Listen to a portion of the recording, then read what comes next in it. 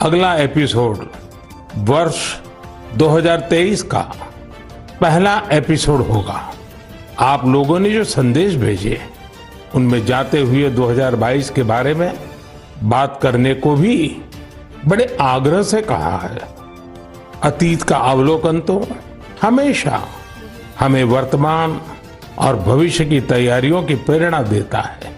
2022 में देश के लोगों का सामर्थ्य, उनका सहयोग, उनका संकल्प, उनकी सफलता का विस्तार इतना ज्यादा रहा कि मन की बात में सभी को समेटना मुश्किल होगा। 2022 वाकई कई मायनों में बहुत ही प्रेरक रहा, अद्भुत रहा। इस साल भारत ने अपनी आजादी के 75 वर्ष पूरे किए और इसी वर्ष अमृत काल का प्रारंभ हुआ। इस साल देश ने नई रफ्तार पकड़ी। सभी देशवासियों ने एक से बढ़कर एक काम किया। 2022 की विभिन्न सफलताओं ने आज पूरे विश्व में भारत के लिए एक विशेष स्थान बनाया है। 2022 यानी भारत द्वारा दुनिया की 5वीं सबसे बड़ी अर्थव्यवस्था का मुकाम हासिल करना।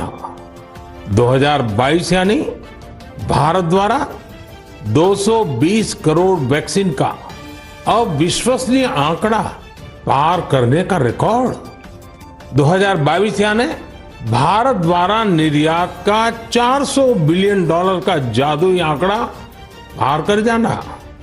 2022 यानी देश के जन जन द्वारा आत्मनिर्भर भारत के संकल्प को अपनाना, जी कर दिखाना।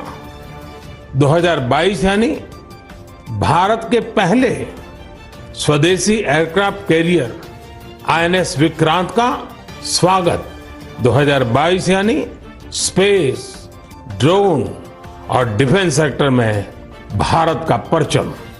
2022 यानी हर क्षेत्र में भारत का दमखम। खेल के मैदान में भी, चाहे कॉमनवेल्थ गेम्स हो या हमारी महिला हॉकी टीम की जीत, हमारे युवाओं ने जबरदस्त सामर्थ्य दिखाया। साथियों, इन सब के साथ ही साल 2022 एक और कारण से हमेशा याद किया जाएगा।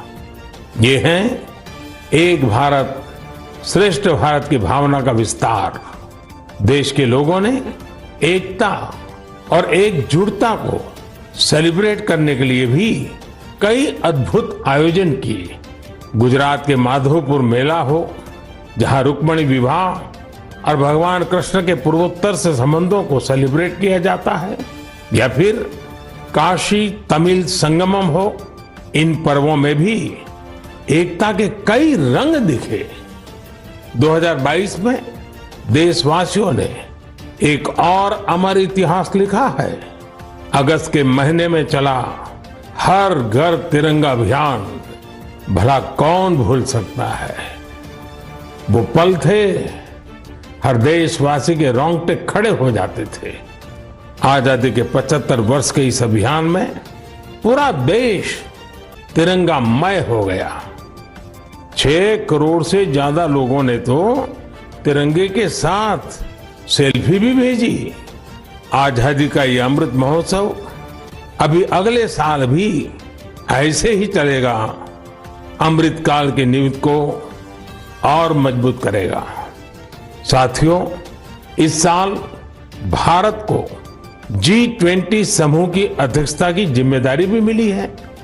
मैंने पिछली बार इस पर विस्तार से चर्चा भी की थी। साल 2023 में हमें G20 के उत्साह को नई ऊंचाई पर लेकर जाना है। इस आयोजन को एक जन आंदोलन बनाना है। मेरे प्यारे देशवासियों, आज दुनिया भर में धूमधाम से क्रिसमस का त्योहार भी मनाया जा रहा है। ये जीसस क्राइस्ट के जीवन, उनकी शिक्षाओं को याद करने का दिन है। मैं आप सभी को क्रिसमस की ढेर सारी शुभकामनाएं देता हूं। साथियों, आज हम सभी के श्रद्धेय अटल बिहारी वाजपेयी जी का जन्मदिन भी है। वे एक महान राजनेता थे जिन्होंने देश को असाधारण नेतृत्व दिया।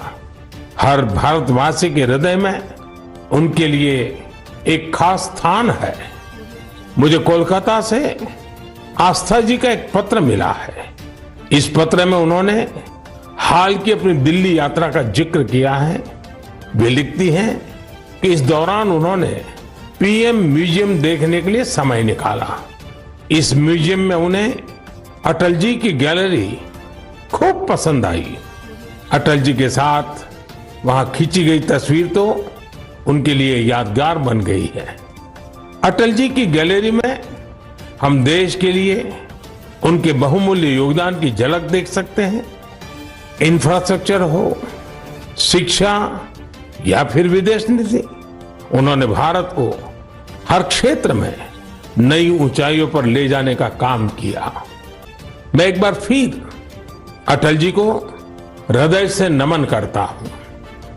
साथियों, कल 26 दिसंबर को वीर बाल दिवस है और मुझे इस अवसर पर दिल्ली में साहिबजादा जोरावर सिंह जी और साहिबजादा फतेह सिंह जी की शहादत को समर्पित एक कार्यक्रम में शामिल होने का सौभाग्य मिलेगा।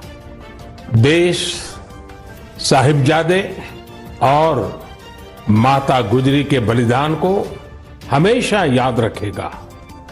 मेरे प्यारे देशवासियों, हमारे यहां कहा जाता है, सत्यम किम प्रमाणम, प्रत्यक्षम किम प्रमाणम, यानी सत्य को प्रमाण की आवश्यकता नहीं होती। जो प्रत्यक्ष है उसे भी प्रमाण की आवश्यकता नहीं होती। लेकिन बात जब आधुनिक मेडिकल साइंस की हो तो उसमें सबसे महत्वपूर्ण होता है प्रमाण, एविडेंस। सदियों से भारतीय जीवन का हिस्सा रहे योग और आयुर्वेद जैसे हमारे शास्त्रों के सामने एविडेंस बेस्ड रिसर्च की कमी हमेशा हमेशा एक चुनौती रही है।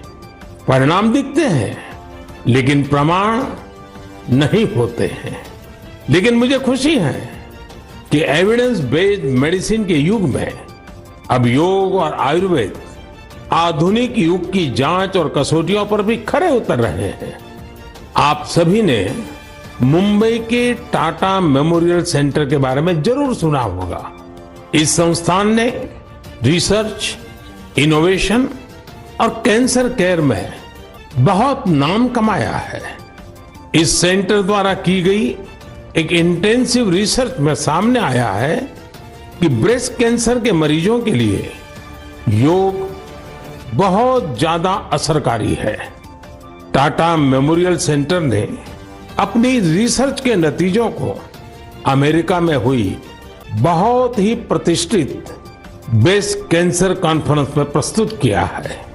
इन नतीजों ने दुनिया के बड़े बड़े एक्सपर्ट्स का ध्यान अपनी तरफ खींचा है, क्योंकि टाटा मेमोरियल सेंटर ने एविडेंस के साथ बताया है कि कैसे मरीजों को योग से लाभ हुआ है।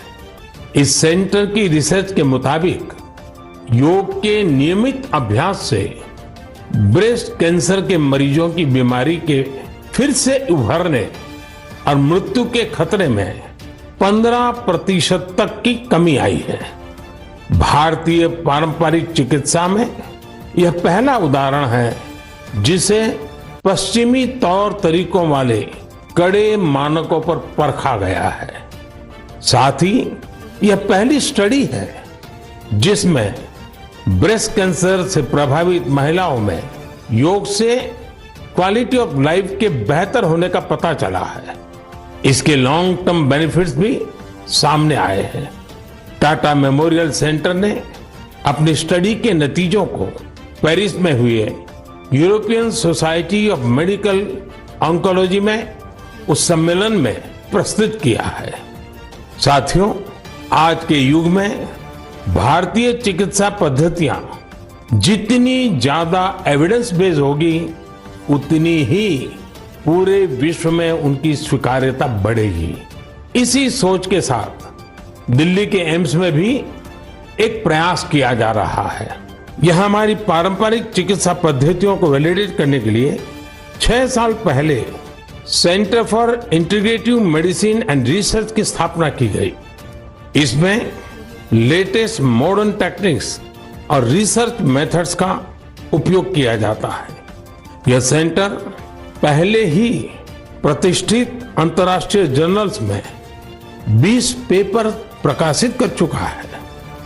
अमेरिकन कॉलेज ऑफ कार्डियोलॉजी के जर्नल में प्रकाशित एक पेपर में सिंकपी से पीड़ित मरीजों को योग से होने वाले लाभ के बारे में बताया गया है। इसी प्रकार न्यूरोलॉजी जर्नल के पेपर में माइग्रेन में योग के फायदों के बारे में बताया गया है। इनके अलावा कई और बीमारियों में भी योग के बेनिफिट्स को लेकर स्टडी की जा रही है, जैसे heart disease, depression, sleep disorders और प्रेगनेंसी के दौरान महिलाओं को होने वाली समस्याएं। साथियों, कुछ दिन पहले ही मैं वर्ल्ड आयुर्वेद कांग्रेस के लिए गोवा में था। इसमें 40 से ज्यादा देशों के डेलीगेट शामिल हुए और यहाँ 550 से अधिक साइंटिफिक पेपर्स प्रेजेंट किए गए। भारत सहित दुनिया भर की करीब 215 कंपनियों ने यहाँ एग्जीबिशन में अपने प्रोडक्ट्स को डिस्प्ले किया। 4 दिनों तक चले इस एक्सपो में 1 लाख से भी अधिक लोगों ने आयुर्वेद से जुड़े अपने एक्सपीरियंस को एंजॉय किया।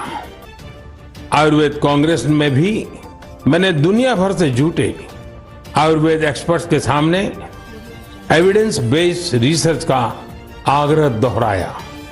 जिस तरह कोरोना वैश्विक महामारी के इस समय में योग और आयुर्वेद की शक्ति को हम सभी देख रहे हैं, उसमें इनसे जुड़ी एविडेंस बेस्ड रिसर्च बहुत ही महत्वपूर्ण साबित होगी। मेरा आपसे भी आग्रह है कि योग, आयुर्वेद और हमारी पारंपरिक चिकित्सा पद्धतियों से जुड़े हुए ऐसे प्रयासों के बारे में अगर आपके पास कोई जानकारी हो तो उन्हें सोशल मीडिया पर जरूर शेयर करें। मेरे प्यारे देशवासियों, बीते कुछ वर्षों में हमने स्वास्थ्य क्षेत्र से जुड़ी कई बड़ी चुनौतियों पर विजय पाई है।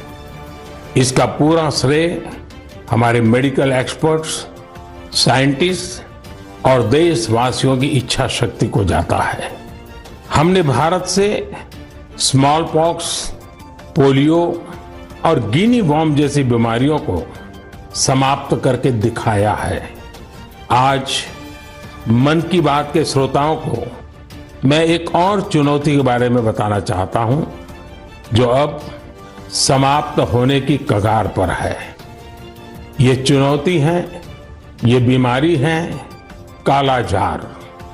इस बीमारी का परजीवी सैंड फ्लाई यानी बालू मक्खी के काटने से फैलता है। जब किसी को कालाजार होता है तो उसे महीनों तक बुखार रहता है, खून की कमी हो जाती है, शरीर कमजोर पड़ जाता है और वजन भी घट जाता है। यह बीमारी बच्चों से लेकर बड़ों तक किसी को भी हो सकती है, लेकिन सबका प्रयास से कालाजार नाम की बीमारी अब तेजी से समाप्त होती जा रही है। कुछ समय पहले तक कालाजार का प्रकोप 4 राज्यों के 50 से अधिक जिलों में फैला हुआ था, लेकिन अब ये बीमारी बिहार और झारखंड के 4 जिलों तक ही सिमट कर रह गई है। मुझे विश्वास है बिहार, झारखंड के लोगों का सामर्थ्य, उनकी जागरूकता इन 4 जिलों से भी कालाजार को समाप्त करने में सरकार के प्रयासों को मदद करेगी। कालाजार प्रभावित क्षेत्रों के लोगों से भी मेरा आग्रह है कि वो दो बातों का जरूर ध्यान रखें। एक है सैंड फ्लाई या बालू मक्खी पर नियंत्रण, और दूसरा जल्द से जल्द इस रोग की पहचान और पूरा इलाज। कालाजार का इलाज आसान है, इसके लिए काम आने वाली दवाएं भी बहुत कारगर होती हैं। बस आपको सतर्क रहना है। बुखार हो तो लापरवाही ना बरतें और बालू मक्खी को खत्म करने वाली दवाइयों का छिड़काव भी करते रहें। जरा सोचिए, हमारा देश जब कालाजार से भी मुक्त हो जाएगा तो ये हम सभी के लिए कितनी खुशी की बात होगी। सबका प्रयास की इसी भावना से हम भारत को 2025 तक टीबी मुक्त करने के लिए भी काम कर रहे हैं। आपने देखा होगा, बीते दिनों जब टीबी मुक्त भारत अभियान शुरू हुआ तो हजारों लोग टीबी मरीजों की मदद के लिए आगे आए। ये लोग निक्षय मित्र बनकर टीबी के मरीजों की देखभाल कर रहे हैं, उनकी आर्थिक मदद कर रहे हैं। जन सेवा और जन भागीदारी की यही शक्ति हर मुश्किल लक्ष्य को प्राप्त करके ही दिखाती है। मेरे प्यारे देशवासियों, हमारी परंपरा और संस्कृति का मां गंगा से अटूट नाता है। गंगा जल हमारी जीवन धारा का अभिन्न हिस्सा रहा है और हमारे शास्त्रों में भी कहा गया है, नमामि गंगे तव पाद पंकजम सुर असुरई वंदित दिव्य रूपम भुक्तिम च मुक्तिम च ददासि नित्यम भाव अनुसारेण सदा नराणाम। अर्थात हे मां गंगा, आप अपने भक्तों को उनके भाव के अनुरूप सांसारिक सुख, आनंद और मोक्ष प्रदान करती है। सभी आपके पवित्र चरणों का वंदन करते हैं। मैं भी आपके पवित्र चरणों में अपना प्रणाम अर्पित करता हूं। ऐसे में सदियों से कल कल बहती मां गंगा को स्वच्छ रखना हम सबकी बहुत बड़ी जिम्मेदारी है। इसी उद्देश्य के साथ 8 साल पहले हमने नमामि गंगे अभियान की शुरुआत की थी। हम सभी के लिए गौरव की बात है कि भारत की इस पहल को आज दुनिया भर की सराहना मिल रही है। यूनाइटेड नेशंस ने नमामि गंगे मिशन को इकोसिस्टम को रिस्टोर करने वाली दुनिया के टॉप 10 इनिशिएटिव में शामिल किया है। ये और भी खुशी की बात है कि पूरे विश्व के 160 ऐसे इनिशिएटिव्स में नमामि गंगे को यह सम्मान मिला है। साथियों, नमामि गंगे अभियान की सबसे बड़ी ऊर्जा लोगों की निरंतर सहभागिता है। नमामि गंगे अभियान में गंगा प्रहरियों और गंगा दूतों की भी बड़ी भूमिका है। वे पेड़ लगाने, घाटों की सफाई, गंगा आरती, नुक्कड़ नाटक, पेंटिंग और कविताओं के जरिए जागरूकता फैलाने में जुटे हैं। इस अभियान से बायोडायवर्सिटी में भी काफी सुधार देखा जा रहा है। हिल्सा मछली, गंगा डॉल्फिन और कछुओं की विभिन्न प्रजातियों की संख्या में काफी वृद्धि हुई है। गंगा का इकोसिस्टम क्लीन होने से आजीविका के अन्य अवसर भी बढ़ रहे हैं। यहां मैं जलज आजीविका मॉडल की चर्चा करना चाहूंगा, जो कि बायोडायवर्सिटी को ध्यान में रखकर तैयार किया गया है। इस टूरिज्म बेस्ड बोट सफारीज को 26 लोकेशंस पर लॉन्च किया गया है।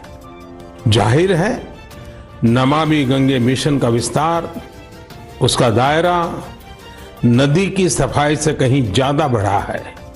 ये जहां हमारी इच्छा शक्ति और अथक प्रयासों का एक प्रत्यक्ष प्रमाण है, वहीं ये पर्यावरण संरक्षण की दिशा में विश्व को भी एक नया रास्ता दिखाने वाला है। मेरे प्यारे देशवासियों, जब हमारी संकल्प शक्ति मजबूत हो तो बड़ी से बड़ी चुनौती भी आसान हो जाती है। इसकी मिसाल पेश की है सिक्किम के थेगू गांव के संगे शेरपा जी ने। ये पिछले 14 साल से 12,000 फीट से भी ज्यादा की ऊंचाई पर पर्यावरण संरक्षण के काम में जुटे हुए हैं। संगे जी ने सांस्कृतिक और पौराणिक महत्व का सोमगो लेक, उसे स्वच्छ रखने का बीड़ा उठा लिया है। अपने अथक प्रयासों से उन्होंने इस ग्लेशियर लेक का रंग रूप ही बदल डाला है। साल 2008 में संगे शेरपा जी ने जब स्वच्छता का यह अभियान शुरू किया था, तब उन्हें कई मुश्किलों का सामना करना पड़ा, लेकिन देखते ही देखते उनके इस नेक कार्यों में युवाओं और ग्रामीणों के साथ ही पंचायत का भी भरपूर सहयोग मिलने लगा। आज आप अगर सोमगो लेक को देखने जाएंगे तो वहां चारों ओर आपको बड़े बड़े गार्बेज बिन्स मिलेंगे। अब यहाँ जमा हुए कूड़े कचरे को रिसाइकलिंग के लिए भेजा जाता है। यहाँ आने वाले पर्यटकों को कपड़े से बने गार्बेज बैग भी दिए जाते हैं ताकि कूड़ा कचरा इधर उधर न फेंके। अब बेहद साफ सुथरी हो चुकी इस झील को देखने हर साल करीब 5 लाख पर्यटक यहाँ पहुंचते हैं। सोमगो लेक के संरक्षण के इस अनूठे प्रयास के लिए संगे शेरपा जी को कई संस्थाओं ने सम्मानित भी किया है। ऐसी ही कोशिशों के बदौलत आज सिक्किम की गिनती भारत के सबसे स्वच्छ राज्यों में होती है। मैं संगे शेरपा जी और उनके साथियों के साथ साथ देश भर में पर्यावरण संरक्षण के नेक प्रयास में जुटे लोगों की भी हृदय से प्रशंसा करता हूं। साथियों, मुझे खुशी है कि स्वच्छ भारत मिशन आज हर भारतीय के मन में रच बस चुका है। साल 2014 में इस जन आंदोलन के शुरू होने के साथ ही इसे नई ऊंचाइयों पर ले जाने के लिए लोगों ने कई अनूठे प्रयास किए हैं और ये प्रयास सिर्फ समाज के भीतर ही नहीं बल्कि सरकार के भीतर भी हो रहे हैं। लगातार इन प्रयासों का परिणाम ये है, कूड़ा कचरा हटने के कारण, बिन जरूरी सामान हटने के कारण दफ्तरों में काफी जगह खुल जाती है, नया स्पेस मिल जाता है। पहले जगह के अभाव में दूर दूर किराए पर दफ्तर रखने पड़ते थे। इन दिनों ये साफ सफाई के कारण इतनी जगह मिल रही है कि अब एक ही स्थान पर सारे दफ्तर बैठ रहे हैं। पिछले दिनों सूचना और प्रसारण मंत्रालय ने भी मुंबई में, अहमदाबाद में, कोलकाता में, शिलोंग में, कई शहरों में अपने दफ्तरों में भरपूर प्रयास किया और उसके कारण आज उनको 2-2, 3-3 मंजिलें पूरी तरह नए सिरे से काम में आ सके ऐसी उपलब्ध हो गई। ये अपने आप में स्वच्छता के कारण हमारे संसाधनों का ऑप्टिमम यूटिलाइजेशन का उत्तम अनुभव आ रहा है। समाज में भी, गांव-गांव, शहर-शहर में भी, उसी प्रकार से दफ्तरों में भी ये अभियान देश के लिए भी हर प्रकार से उपयोगी सिद्ध हो रहा है। मेरे प्यारे देशवासियों, हमारे देश में अपनी कला संस्कृति को लेकर एक नई जागरूकता आ रही है, एक नई चेतना जागृत हो रही है। मन की बात में हम अक्सर ऐसे उदाहरणों की चर्चा भी करते हैं, जैसे कला, साहित्य और संस्कृति समाज की सामूहिक पूंजी होते हैं। वैसे ही इन्हें आगे बढ़ाने की जिम्मेदारी भी पूरे समाज की होती है। ऐसा ही एक सफल प्रयास लक्षद्वीप में हो रहा है। यहाँ कल्पेनी द्वीप पर एक क्लब है, कुमेल ब्रदर्स चैलेंजर्स क्लब। ये क्लब युवाओं को स्थानीय संस्कृति और पारंपरिक कलाओं के संरक्षण के लिए प्रेरित करता है। यहाँ युवाओं को लोकल आर्ट कोलकली, परिचाकली, किलिपाट्टू और पारंपरिक गानों की ट्रेनिंग दी जाती है। यानी पुरानी विरासत नई पीढ़ी के हाथों में सुरक्षित हो रही है, आगे बढ़ रही है। और साथियों, मुझे खुशी है इस प्रकार के प्रयास देश में ही नहीं विदेश में भी हो रहे हैं। हाल ही में दुबई से खबर आई कि वहां के कलारी क्लब ने Guinness book of world records में नाम दर्ज किया है। कोई भी सोच सकता है कि दुबई के क्लब ने रिकॉर्ड बनाया तो जो भारत से क्या संबंध। दरअसल ये रिकॉर्ड भारत की प्राचीन मार्शल आर्ट कलारियापट्टू से जुड़ा है। ये रिकॉर्ड एक साथ सबसे अधिक लोगों के द्वारा कलारी के प्रदर्शन का है। कलारी क्लब दुबई में दुबई पुलिस के साथ मिलकर ये प्लान किया, उसका अद्भुत उदाहरण है। साथियों, मन की बात के श्रोताओं को मैं कर्नाटका के गडक जिले में रहने वाले कवेम श्री जी के बारे में भी बताना चाहता हूँ। कवेम श्री दक्षिण में कर्नाटका की कला संस्कृति को पुनर्जीवित करने के मिशन में पिछले 25 वर्षों से अनवरत लगे हुए हैं। आप कल्पना कर सकते हैं कि उनकी तपस्या कितनी बड़ी है। पहले तो वो होटल मैनेजमेंट के प्रोफेशन से जुड़े थे, लेकिन अपनी संस्कृति और परंपरा को लेकर उनका लगाव इतना गहरा था कि उन्होंने इसे अपना मिशन बना लिया। उन्होंने कला चेतना के नाम से एक मंच बनाया। ये मंच आज कर्नाटका के और देश विदेश के कलाकारों के कई कार्यक्रम आयोजित करता है। इसमें लोकल आर्ट और कल्चर को प्रमोट करने के लिए कई इनोवेटिव काम भी होते हैं। साथियों, अपनी कला संस्कृति के प्रति देशवासी चीजें खूब लोकप्रिय हो रही है। यही नहीं, ये लोग बैम्बू घास से खूबसूरत कपड़े और सजावट की चीजें भी बनाते हैं। इससे आदिवासी महिलाओं को रोजगार भी मिल रहा है और उनके हुनर को पहचान भी मिल रही है। साथियों, कर्नाटका के एक दंपति सुपारी के रेशे से बनी कई यूनिक प्रोडक्ट्स इंटरनेशनल मार्केट तक पहुंचा रहे हैं। कर्नाटका में शिवमोगा में ये दंपति हैं श्रीमान सुरेश और उनकी पत्नी श्रीमती मैथिली। ये लोग सुपारी के रेशे से ट्रे, प्लेट और हैंडबैग से लेकर कई डेकोरेटिव चीजें बना रहे हैं। इसी रेशे से बनी चप्पलें भी आज खूब पसंद की जा रही हैं। उनके प्रोडक्ट्स आज लंदन और यूरोप के दूसरे बाजारों तक में बिक रहे हैं। यही तो हमारे प्राकृतिक संसाधनों और पारंपरिक हुनर की खूबी है जो सबको पसंद आ रही है। भारत के इस पारंपरिक ज्ञान में दुनिया सस्टेनेबल फ्यूचर के रास्ते देख रही है। हमें खुद भी इस दिशा में ज्यादा से ज्यादा जागरूक होने की जरूरत है। हम खुद भी ऐसे स्वदेशी और लोकल प्रोडक्ट इस्तेमाल करें और दूसरों को भी ये उपहार में दें।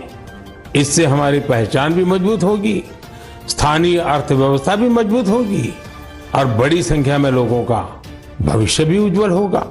मैं आप सभी को वर्ष 2023 की शुभकामनाएं देता हूं। ये वर्ष भी देश के लिए खास रहे, देश नई ऊंचाइयों को छूता रहे। हमें मिलकर के संकल्प भी लेना है, साकार भी करना है। इस समय बहुत से लोग छुट्टियों के मूड में भी हैं। आप पर्वों को, इन अवसरों का खूब आनंद लीजिए, लेकिन थोड़ा सतर्क भी रहिए। आप भी देख रहे हैं कि दुनिया के कई देशों में कोरोना बढ़ रहा है। इसलिए हमें मास्क और हाथ धुलने जैसी सावधानियों का और ज्यादा ध्यान रखना है। हम सावधान रहेंगे तो सुरक्षित भी रहेंगे और हमारे उल्लास में कोई रुकावट भी नहीं पड़ेगी। इसी के साथ आप सभी को एक बार फिर ढेरों शुभकामनाएं। बहुत बहुत धन्यवाद। नमस्कार।